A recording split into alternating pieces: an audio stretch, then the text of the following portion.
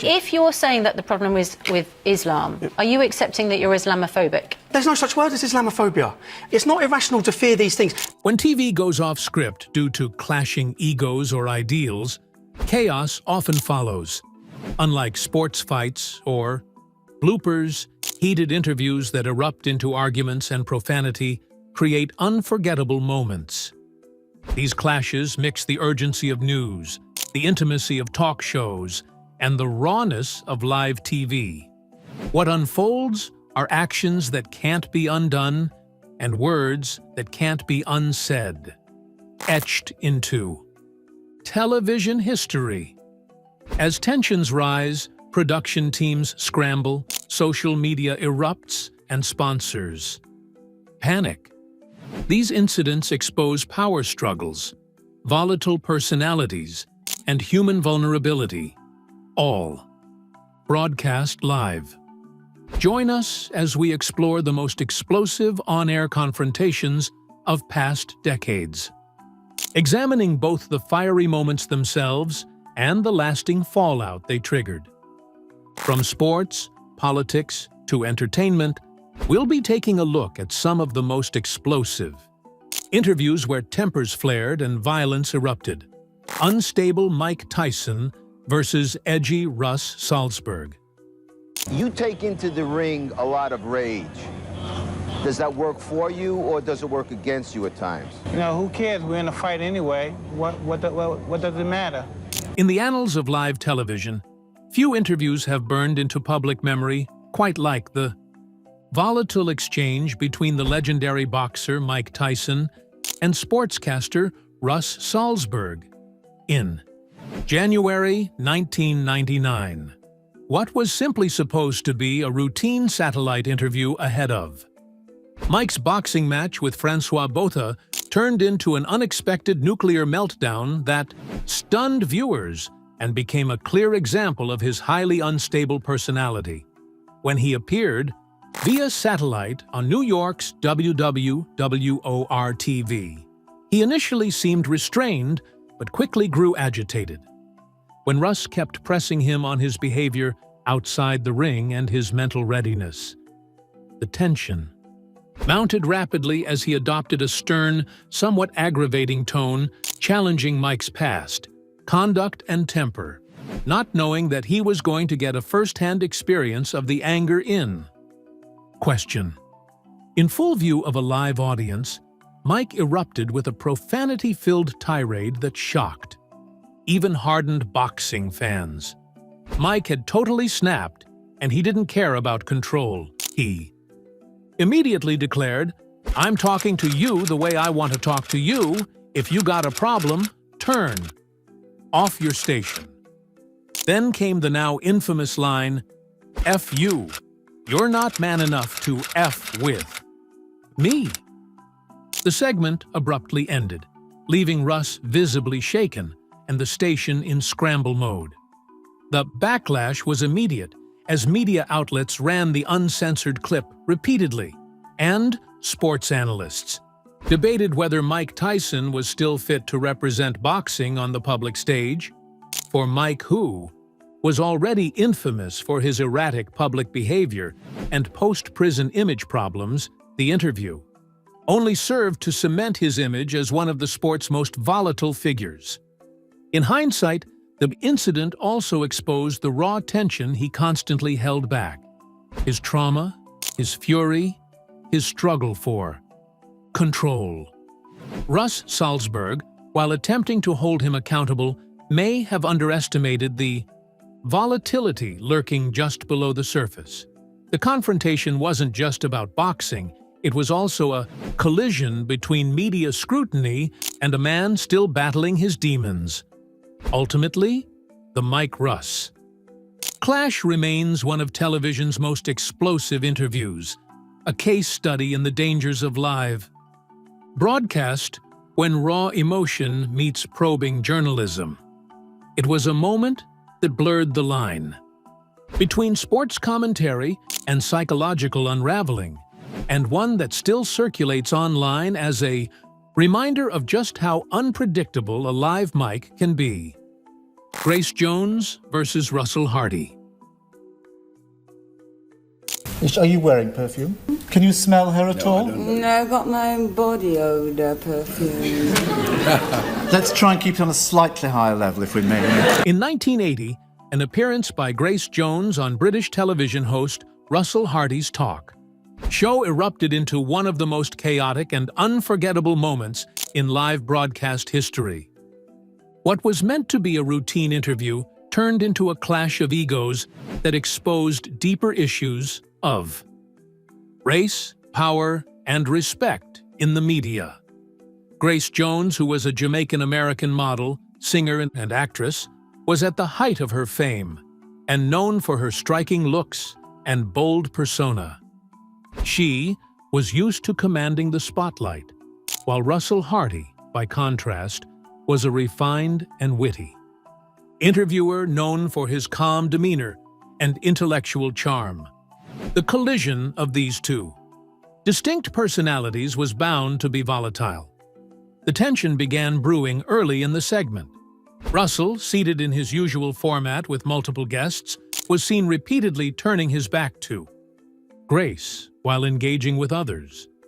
Though common for panel discussions at the time, this physical positioning gave the impression that she was being ignored, and that was something she quickly took offense at. Trying to interject several times, she grew visibly frustrated, and her body language shifted. Her attempts to speak up had been continually brushed aside, and this was something she couldn't stand. Then, as he turned again to another guest, she abruptly stood up and slapped him. The moment stunned the audience and sent shockwaves through British media. Grace didn't strike out of pure aggression. Her reaction, as she later explained, came from a sense of being dismissed and disrespected, not just as a guest, but as a woman of color on a national stage. Her frustration was amplified by years of navigating an entertainment industry where Black women were often marginalized, sexualized, or silenced. Russell, ever the professional, attempted to carry on, clearly flustered but not retaliatory. While his reaction was mild, the incident had already sparked a fierce debate. Some saw it as diva behavior, while others defended her, pointing to the structural imbalance that often left women like her sidelined in conversations they were invited to join. In later interviews, she continued to stand by her actions. She argued that she hadn't been invited on the show to be treated as background scenery, and that her dramatic protest was a demand for attention, not an act of violence. The moment is notable not just for its shock value, but for what it revealed about race, gender, and power in the media. It also challenged the conventions of polite TV etiquette, proving that live broadcasts can sometimes bring raw, unscripted truths to the surface, whether audiences are ready for them or not. Meanwhile, let's take a look at political and talk show interviews, as this is easily one of the places where tempers flared up even before the show began.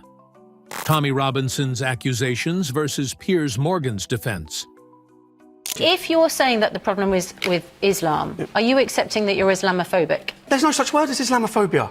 It's not irrational to fear these things. In 2017, Tommy Robinson, a prominent figure of the English Defence League, appeared on Good Morning Britain to discuss the controversial sale of a Quran-themed doormat.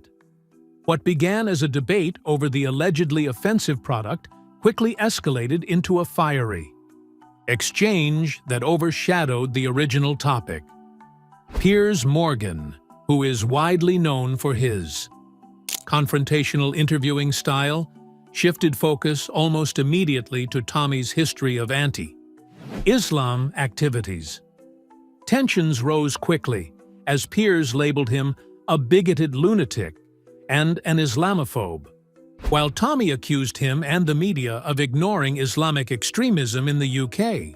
Still, while they were confrontational, it remained heated but civil, until Tommy slammed a copy of the Quran onto the desk on air. Piers Morgan responded with visible anger, telling him to show some respect for a religion that people follow. Tommy fired back, accusing him of defending a belief system he claimed was oppressive and incompatible with British values. With both men shouting over one another, the segment very visibly and easily spun out of control. Piers demanded that he stop his disrespect, while Tommy insisted he was simply exposing truths. The media refused to address. The hosts struggled to regain control, but the conversation had already devolved into a public verbal brawl. Reaction to the interview was very divided.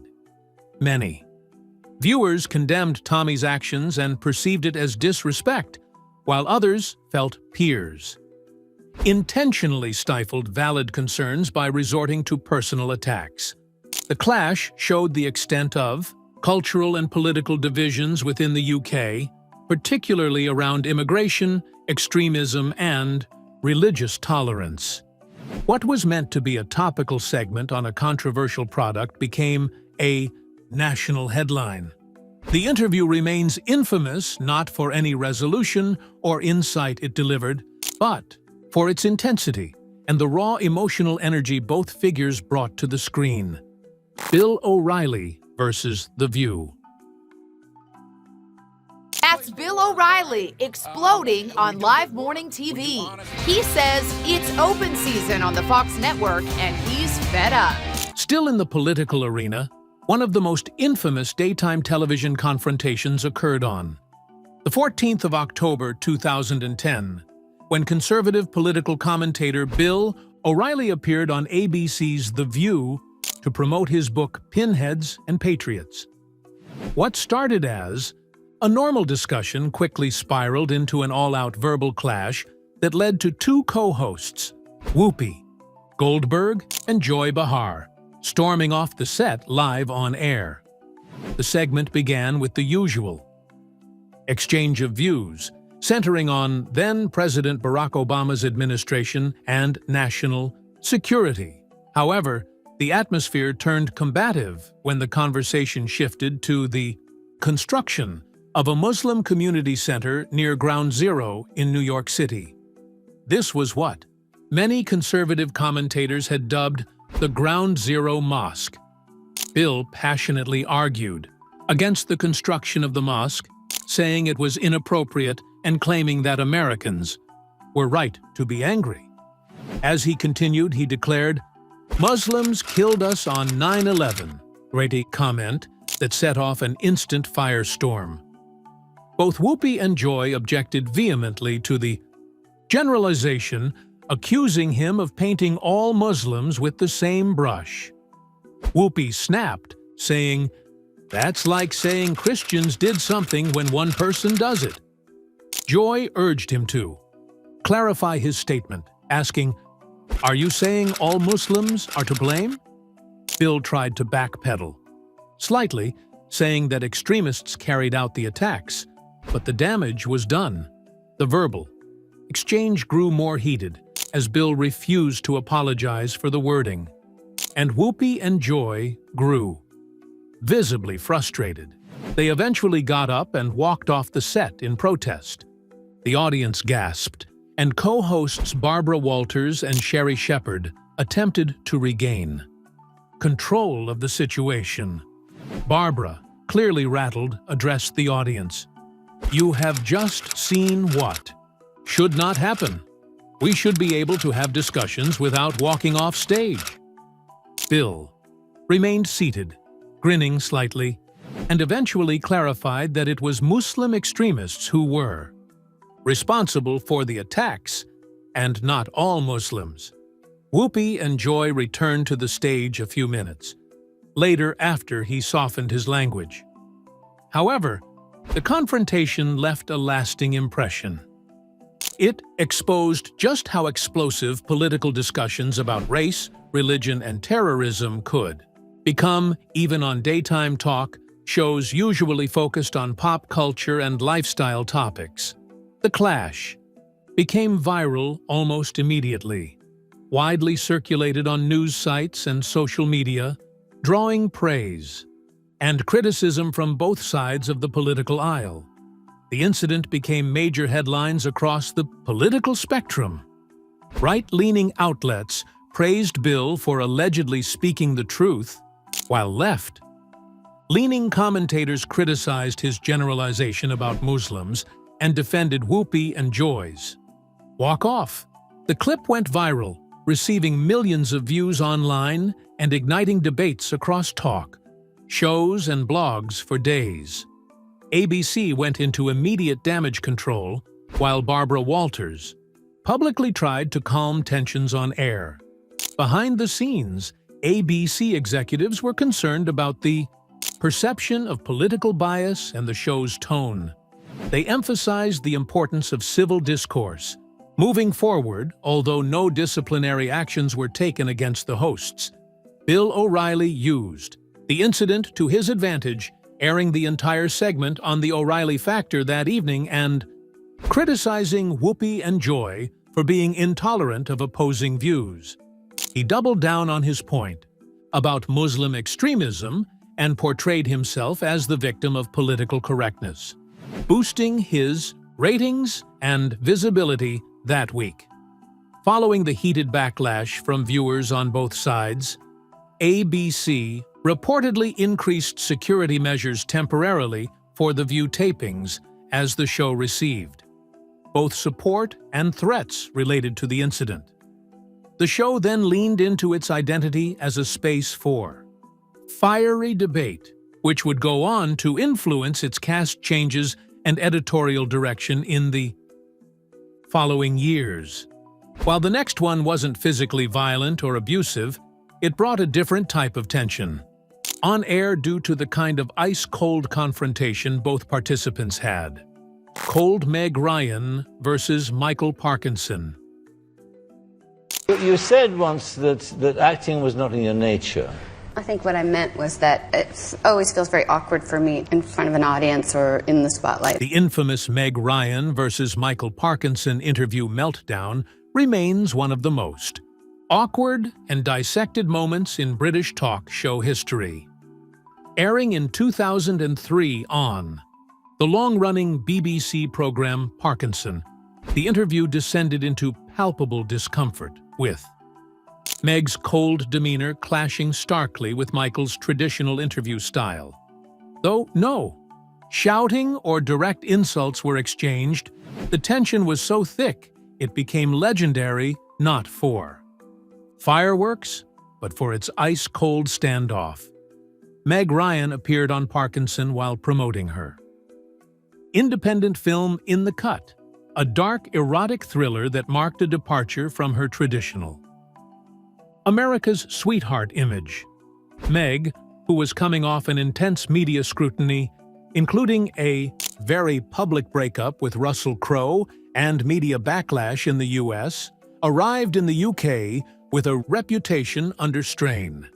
Michael Parkinson, a revered British interviewer with a calm, respectful style honed over decades, was used to guests who played along with the traditional conversational format. However, from the moment Meg took her seat, things seemed off. Michael began with general questions about her shift from rom-coms to darker material. Her answers were curt, borderline dismissive, and delivered without much eye contact. When he asked if she found it difficult to adjust to more provocative roles, she replied with a flat, "No." And so the silences grew, heavier with each question asked. When he tried to liven the exchange, asking about the media's treatment of her, she coldly suggested he should wrap it up. The atmosphere quickly turned hostile as he was now visibly annoyed, trying to maintain composure, but it was clear that the interview had crashed.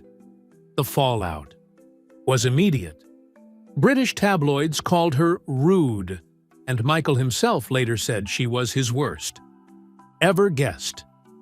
Meg, for her part, found an excuse for her actions and defended herself years later, claiming she felt ambushed and that the entire experience was like sitting next to a disapproving father.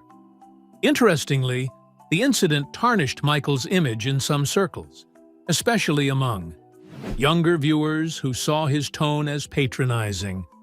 Meanwhile, Meg, who was already retreating from the Hollywood spotlight, became more reclusive, later admitting that the media glare had been emotionally exhausting.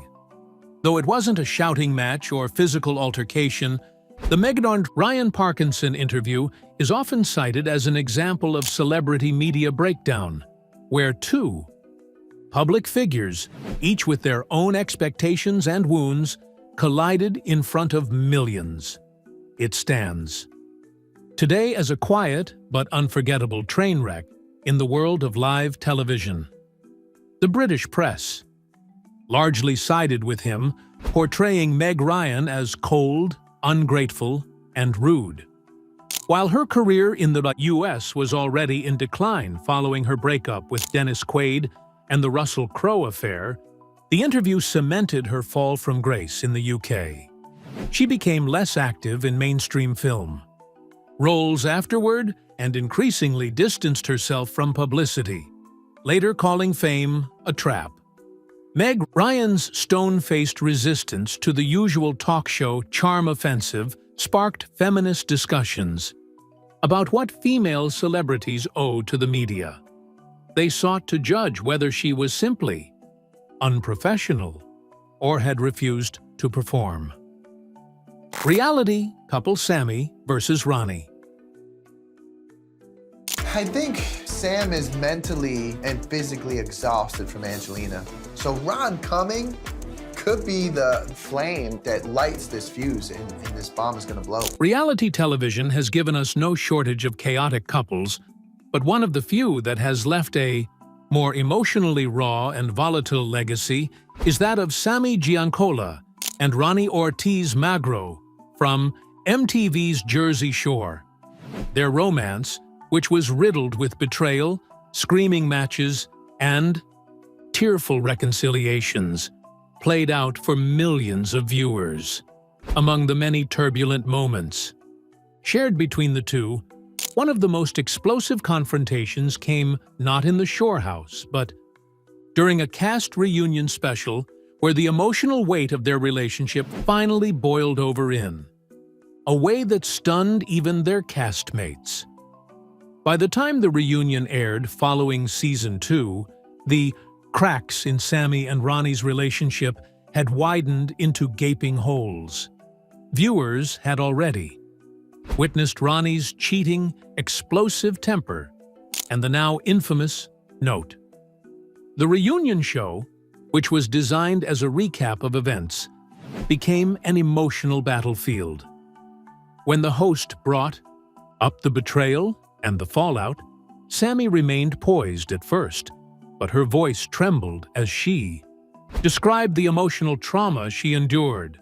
Ronnie, who had often deflected or minimized his wrongdoings throughout the show, shifted into defense mode, smirking and muttering that Sammy wasn't perfect either.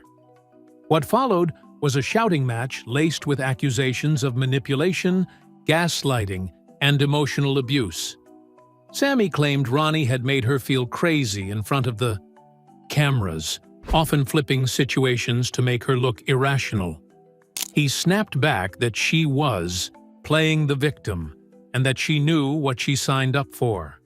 Tensions on set spiked so high that producers were forced to cut to commercial early, as the atmosphere had become hostile and unbearable for the other cast members. Sammy made some references to some unseen footage, suggesting that more serious faults had been edited out or glossed over to protect his image. This remark seemed to hit home, prompting him to raise his voice and accuse her of being dishonest and manipulative.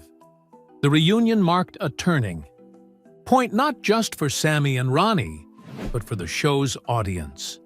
What had once been dismissed as TV drama now seemed far more serious. Her quiet pain and his repeated deflections laid bare. A dynamic that many began to recognize as emotionally abusive. Shortly after season 3, she left the show, citing her desire to avoid toxic situations. When Jersey Shore Family Vacation launched, in 2018, she chose not to return, explicitly stating her relationship with Ronnie as a key reason. Meanwhile, he continued with the series, but faced multiple real-life allegations of domestic violence, including arrests in 2019 and 21. These incidents brought to mind his behavior on the original show as red flags that had gone largely unaddressed. Their relationship sparked online discussions about gaslighting, emotional manipulation, and what reality TV chooses to amplify versus what it conceals. Fans who once laughed at their dramatic confrontations began revisiting past episodes through a more critical, socially aware lens. What makes the Sammy versus Ronnie's feud so iconic isn't just the sheer intensity of their arguments, but the way their relationship mirrored real-life toxic dynamics, long before the public had a vocabulary for them. Their fights were uncomfortable and at times deeply sad, but they were also incredibly revealing. They showed the blurred lines between entertainment and exploitation, and the emotional costs of living out private trauma on a public stage.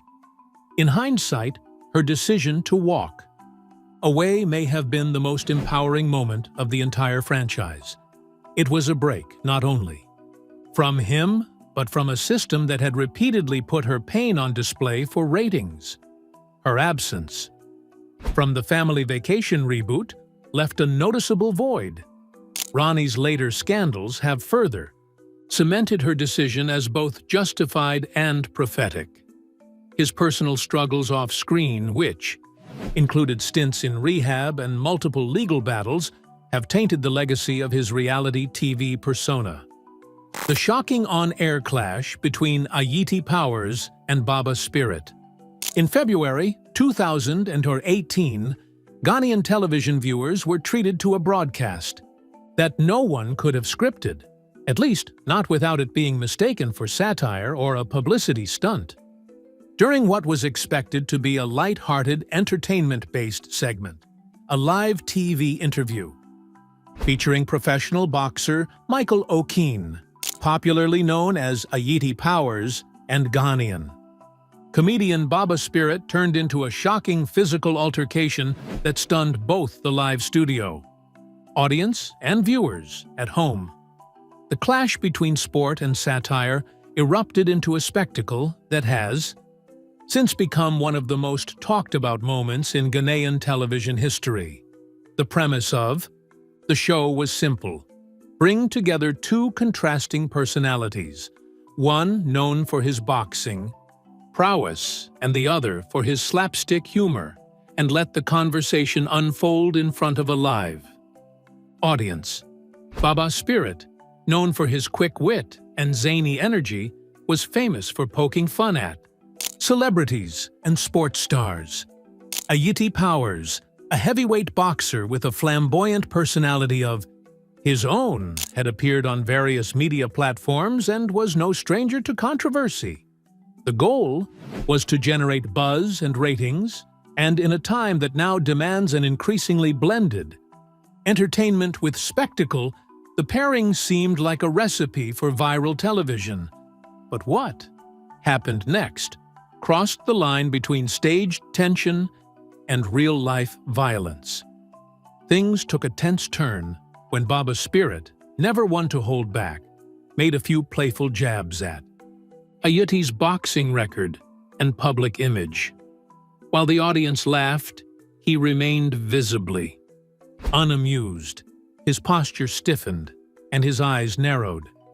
According to witnesses and footage that quickly circulated on social media, he had already expressed reservations about sharing the stage, with Baba Spirit stating If I knew you were going to invite this boy here, I wouldn't have. Come."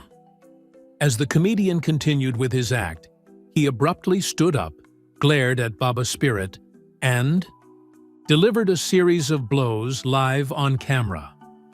What was meant to be a moment of calm spiraled into chaos. The host, visibly shocked, leapt from his seat and tried to intervene, while the studio crew rushed onto the set to restrain the boxer. Baba Spirit, clearly stunned and hurt, attempted to shield himself, but was knocked to the ground before Aayiti was finally pulled away.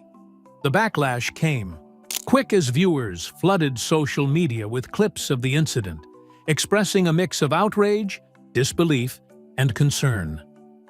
Many were sympathetic toward Baba Spirit, noting that his role as a comedian should not have invited violence, especially from a professional fighter trained in the art of physical discipline. Aayiti Powers' actions were condemned widely as excessive and unprovoked. Media ethics also came under scrutiny as critics questioned the producer's judgment in booking a segment that seemed designed to provoke. Aayiti Powers, in the days following the altercation, offered a lukewarm explanation, blaming his outburst on provocation and a lack of respect. However, he stopped short of offering a full apology, which only deepened public criticism. Baba Spirit, on the other hand, handled the situation with grace, stating in interviews that he never intended to offend him and that humor was his craft and not a sign of disrespect. While the incident was sensational enough to make headlines, it also sparked discussions in Ghana about public conduct, media responsibility, and the thin line between entertainment and aggression. In Ghana, where both comedy and sports are integral parts of the cultural fabric, this incident raised important questions about the ways media platforms stage conflict for entertainment. The public response was a mix of condemnation, support for free speech, and concern for safety. Sadly, in 2022, Baba Spirit passed away.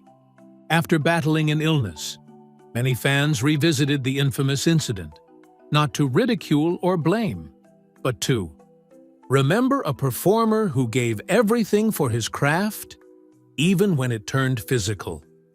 Mauro Viale versus Alberto Samid on Air Brawl.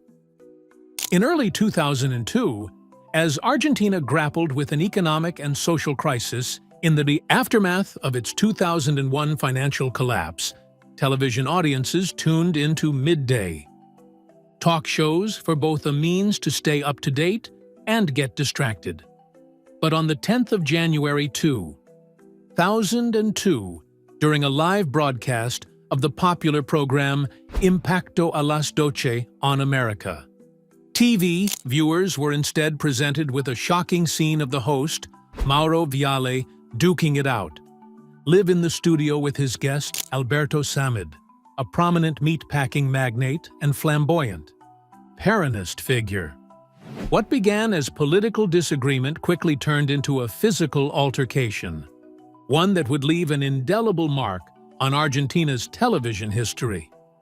Argentina was in turmoil, as bank runs, freezing of withdrawal limits, and economic hardship were daily news.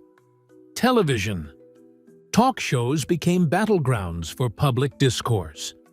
Mauro Viale, a seasoned journalist known for his direct style, brought guests to discuss pressing political and economic issues. Alberto Samid, dubbed El Rey de la Carne, also known as the King of Meat, was an outspoken supporter of Peronist policies and often courted controversy with his nationalist theories and assertions of economic patriotism. From the opening segment, tensions simmered. Mauro probed Alberto about government interventions, price controls, and corporate influence, topics that Alberto addressed. With theatrical indignation, but when he questioned Sammy's personal motives and nationalistic stances, Sammy flinched defensively. As the dialogues escalated, both men became visibly agitated. Mauro criticized Alberto's economic statements as oversimplified, while Alberto accused him of lacking national loyalty and undermining his credibility. The moment the conflict crossed the line came with a heated back and forth over moral authority and influence during a national collapse. Without warning, what began as a clash of words turned into a physical confrontation. According to eyewitnesses and video footage, Alberto lunged at Mauro, prompting the veteran journalist to respond in kind. In living rooms across Argentina, viewers witnessed the now infamous scene, depicting arms flailing, camera operators scrambling, and cables strewn across the studio floor. The on-air fight was abrupt, raw, and unfiltered. Producers immediately cut to commercials, and crew members rushed to separate the men. Once the cameras went off, the screen cut, and the violence subsided, but the effects spread nationally. The incident became a cultural phenomenon, airing repeatedly as GIFs, memes, and discussion fodder online and on TV reruns. Merchandise, featuring imagery from the altercation such as T-shirts, mugs, stickers, flooded e-commerce. Platforms like Mercado Libre. The spectacle was instantly tagged as one of the defining moments in Argentine tabloid culture. Though neither Mauro nor Alberto pursued legal action, the brawl fractured their public images. Mauro Viale faced inquiries into media ethics and lost some journalistic credibility. Critics argued he had allowed a major lapse in professional decorum. Still, he weathered the storm, maintaining a broadcasting career until his death. Alberto Sammy, already a divisive political figure, leaned further into his image as a provocateur, gaining support from nationalist circles that saw him as unafraid to take on the elite, but opponents used the incident to question his temperament and business ethics. Their fight became a symbol of the early 2000s Argentina, which was chaotic, volatile, and unfiltered. The incident laid bare societal fractures and reflected a broadcasting landscape that blurred the lines between debate and entertainment, between public service and spectacle. In 2023, a four-part documentary podcast titled Sammy vs. Viale dissected the fight's cultural, political, and media implications. It revisited old footage and interviewed journalists and producers present that day. The event continues to serve as a case study in how shock value can both engage and distort public discourse. What we've seen through these videos is that human nature is unpredictable, and even on camera. Where most try to maintain the most decorum, tempers can flare up and overcome rationality. Sometimes these escalate into profanities being exchanged, and in the worst-case scenario, blows being traded. Regardless of what level of altercation occurs, there is always a resulting backlash. That far outlives the short moments of hot-headedness, and navigating these tricky scenarios is one of the skills required to go live. What do you think of these live altercations, and is there one you also remember? Let us know in the comments below. Thanks for watching.